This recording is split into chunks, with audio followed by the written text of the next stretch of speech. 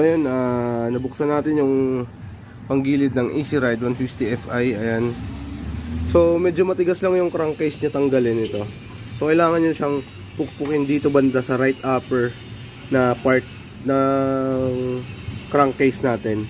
Tapos dito banda sa may taas kasi meron siyang ito yun, meron siyang guide. Yan yung guide. Dito sa isa, nandito. Ito yung guide, nandito banda. So nandito yung isa. So tinanggal ko na tong isa sa may left side.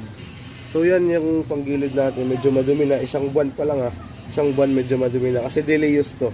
So ito yung natin bell, ayan. Bell, madumi na rin. So ayan, 1 month of use, ayan. Wala pa so far, wala pang kanto, 1 month pa lang. Sinek ko, wala pa masyadong kanto. Pero magkakaroon na rin, konti na lang.